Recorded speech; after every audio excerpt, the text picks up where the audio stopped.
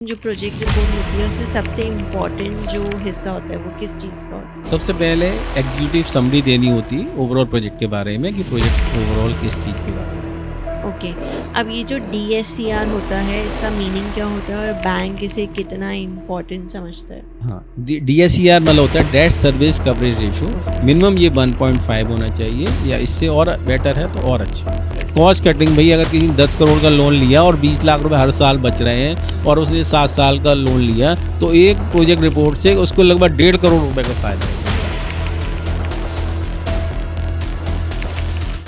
नमस्ते दोस्तों, सोचिए आपके पास एक शानदार बिजनेस आइडिया है और आप बैंक से लोन लेने जाते हैं।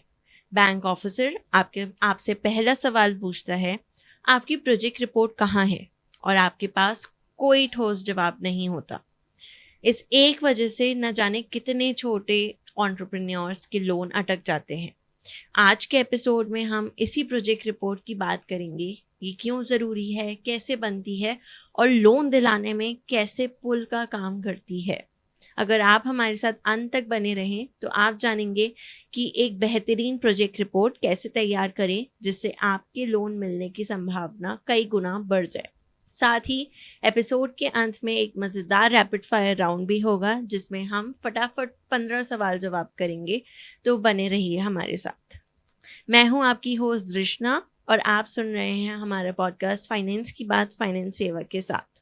आज हमारे साथ जुड़ेंगे finance specialist mister Vikas Jain who has an experience of 25+ years और उनसे हम डिस्कस करेंगे प्रोजेक्ट रिपोर्ट के बारे में। तो आज हमारे साथ जुड़ रहे हैं CA Vikas Jain with expertise of 25+ years and आज हम बात करने वाले हैं उनके साथ प्रोजेक्ट रिपोर्ट फॉर MSMEs के बारे में। वेलकम है विकास जी आपका आज के पॉडकास्ट में। कैसे हैं आप? बस thank you Drishna, thank you listeners. तो आज हम बात करने वाले हैं प्रोजेक्ट रिपोर्ट के बारे में। राइट, तो स्टार्ट करा जाए पॉडकास्ट? श्योर। तो सर सबसे पहले एक बेसिक सवाल कि जब भी कोई MSME अगर लोन लेने जा रही है जी। तो उसका प्रोजेक्ट रिपोर्ट होना उसके पास ज़रूरी है या नहीं है, या बैंक मांगता है प्रोजेक्ट रिपोर्ट, या बिना प्रोजेक्ट रिपोर्ट के भी काम चल सकता है? देखिए, कोई भी लोन के लिए अप्लाई करता है, नया प्रोजेक्ट कोई कर रहा है या कोई MSME एक्सपेंशन के लिए जा रहा है, तो प्रोजेक्ट रिपोर्ट एक बिल्कुल ब्लूप्रिंट है कि वो भाई उस पैसे का क्या करेगा, बैंक से जो पैसा ले रहा है उस पैसे को यूटिलाइज कहाँ करेगा। तो एक ये बेसिक डॉक्यूमेंट है जो कि किसी भी बैंक में जरूरी है। हाँ, छोटे जो मुद्रा लोन है 4-5 लाख रुपए तक, वहां पे हो सकता है कि बैंक को इस तरह की रिपोर्ट की जरूरत नहीं हो, लेकिन हाँ फिर भी वो संक्षिप्त विवरण मांगते हैं कि जो पैसा आप ले रहे हो पैसा कहाँ यूटिलाइज करोगे, कोई प्लांट एंड मशीनरी लगानी है या आपने बिल्डिंग खरीदनी है या आपको स्टॉक खरीदने के लिए चाहिए। तो प्रोजेक्ट रिपोर्ट एक बेसिक डॉक्यूमेंट है जो भी किसी भी लोन के लिए जरूरी होता है। तो मतलब अगर छोटा लोन है तो बिना प्रोजेक्ट रिपोर्ट के भी काम चल सकते हैं, और हाँ, अगर बड़ा लोन है तो चाहिए बिल्कुल 5 लाख तक आप कह सकते हैं कि प्रोजेक्ट रिपोर्ट डिटेल नहीं चाहिए, लेकिन समरी जरूर चाहिए। और अगर 5 लाख से ऊपर है कोई भी लोन है तो वो लोन के लिए प्रोजेक्ट रिपोर्ट जरूरी है। जैसे जैसे लोन अमाउंट ज्यादा बढ़े मतलब ज्यादा होगा तो इसकी रिक्वायरमेंट और इसकी इफिशियंसी भी बहुत जरूरी है। अच्छा, ये तो समझ में आ गया। अब एक चीज़ बताइए कि बैंक्स और जो भी फाइनेंशियल इंस्टीट्यूशंस होता है वो प्रोजेक्ट रिपोर्ट मांगता क्यों है? एक्चुअल रीज़न क्या है इसके मांगने का? देखिए, क्या होता है कि जब भी हम कोई लोन के लिए बैंक के लिए पास जाते हैं तो बैंक को आपका कंप्लीट बिजनेस प्लान चाहिए कि भाई जो पैसा आप ले रहे हैं उसका एंड यूज क्या होगा, कितना पैसा आप लैंड में लगाना चाहते हैं, कितना पैसा आप बिल्डिंग में लगाना चाहते हैं, कितने की आप प्लांट एंड मशीनरी खरीदना चाहते हैं और कितना पैसा आपको वर्किंग कैपिटल की रिक्वायरमेंट के लिए चाहिए। क्योंकि ऐसा नहीं हो सकता कि मैं बैंक के पास गया मैंने कहा कि मैं 10 करोड़ रुपए चाहिए, मुझे फैक्ट्री लगानी है, तो ऐसे तो बड़ा मुश्किल हो जाएगा बैंक का डिसीजन लेना कि भाई ये आप उस 10 करोड़ के पैसे का क्या करोगे, इसको मिस यूटिलाइजेशन भी हो सकता है। राइट, तो प्रोजेक्ट रिपोर्ट के साथ सफिशिएंट कोटेशन के साथ प्रॉपर डॉक्यूमेंटेशन होना बहुत जरूरी है, क्योंकि जो बैंक का पैसा है वो पब्लिक का पैसा है, किसी पर्टिकुलर बैंकर का पैसा नहीं है कि वो किसी को उन्होंने अपनी मर्जी से दे दिए। तो एक प्रोटोकॉल है, एक सिस्टम है, एक प्रोसीजर है, उसी के बेसिस पर कोई भी लोन का अप्रेजल बैंक करता है और उसके लिए कुछ ना कुछ बेसिक डॉक्यूमेंट की रिक्वायरमेंट होती ही है। मतलब एक तरीके से ये हेल्थ रिपोर्ट ही हो गई बिजनेस की। हाँ बिल्कुल बिल्कुल। तो नेक्स्ट क्वेश्चन अब ये है कि ये जो प्रोजेक्ट रिपोर्ट है बैंक का, तो हमें समझ आ गया क्यों, क्या रीजन है मांगने का। एक जो एंटरप्रेन्योर होता है, जो एमएसएमई ओनर होता है, उसके लिए क्यों ज़रूरी है?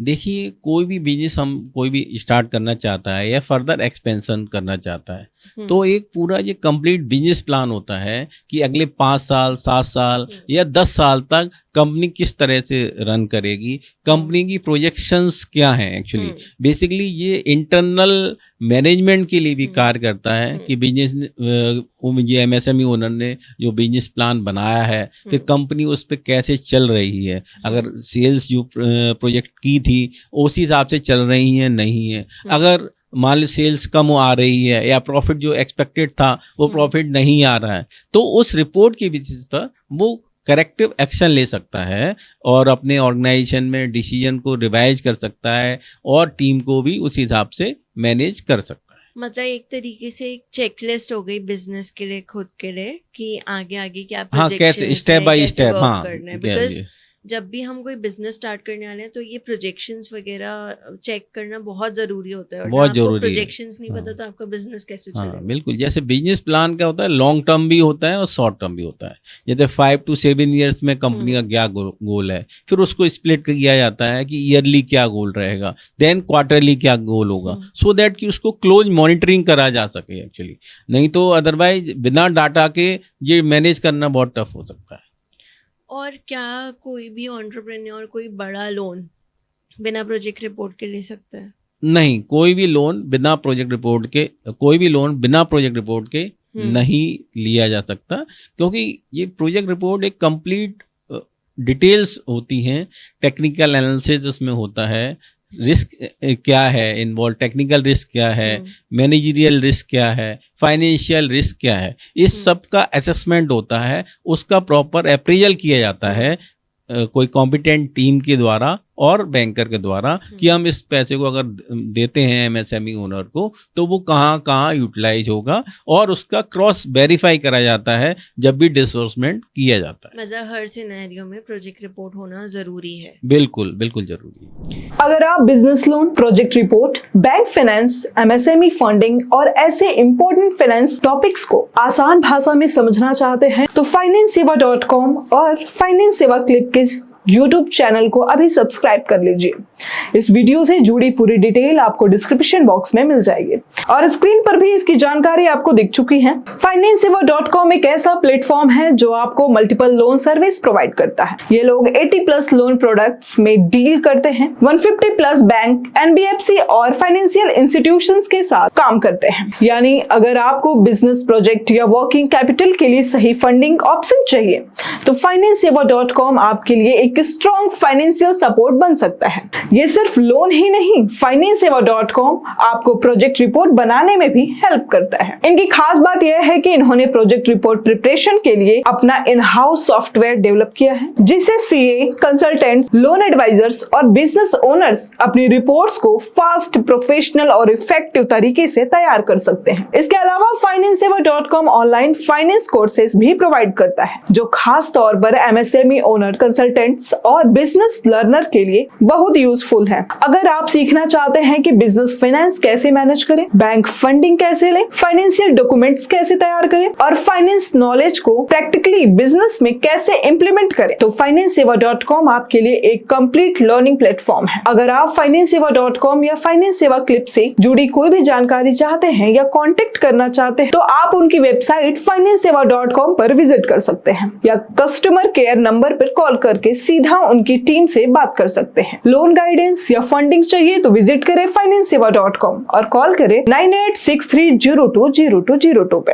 और अगर आप चाहते हैं कि सीए विकास जैन से यूनिक टिप्स, प्रैक्टिकल गाइडेंस और पर्सनल कंसल्टेशन तो FinanceSeva.com के चैनल के पेड मेंबरशिप जरूर ज्वाइन करें। तो अगर आप चाहते हैं कि आपको फाइनेंस, लोन, प्रोजेक्ट रिपोर्ट्स और बिजनेस फंडिंग की सही और प्रैक्टिकल नॉलेज मिलती रहे तो लाइक करें, सब्सक्राइब करें और शेयर करना बिल्कुल मत भूलिए। और अगर आप ये फुल वीडियो देखना चाहते हैं तो अभी जाकर डिस्क्रिप्शन बॉक्स में दिए गए लिंक पर क्लिक करें। फाइनेंस की टेंशन को बोलो बाय बाय। आज ही जुड़े FinanceSeva.com के साथ।